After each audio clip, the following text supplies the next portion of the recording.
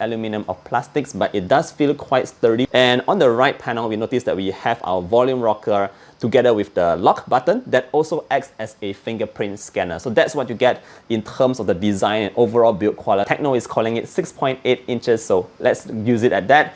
There is no special high refresh rate or high touch sampling rate. It's just a very basic 1080p LCD display, 6.8 inches. So the good news here is that it is fairly large, so you can see quite a fair bit of content on the display itself. If you like to browse your internet, you like to browse social media, seeing pictures, watching videos, I think they would work fine on this display. Although I do have to point out that the display is not the brightest that I've seen. It's not very bright, especially from a mid-range or a more premium device. But the Helio G85 here actually works quite well for budget devices. What I mean by that is launching apps like Facebook, Chrome, Instagram, and YouTube. It takes a little while, but eventually it gets there, and it's not to say like super laggy and all that. You just have to get used to the slightly slower pace of the Helio G85.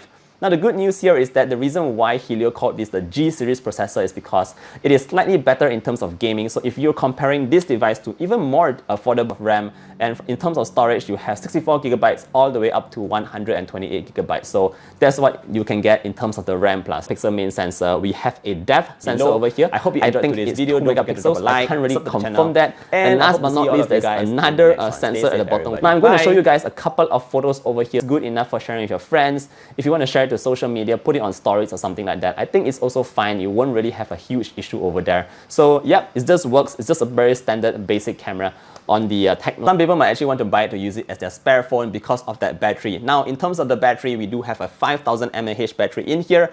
Again, charger in the box. According to TECNO, it will go from 0 to 100% in under an hour or so. And again, yes, it charges up via Type-C, and we do have a single firing speaker at the bottom. Doesn't get too loud, but it just works very normal. Video over here for the TECNO Spark 8 Pro. If you have any further questions, feel free to leave them down in the comment section.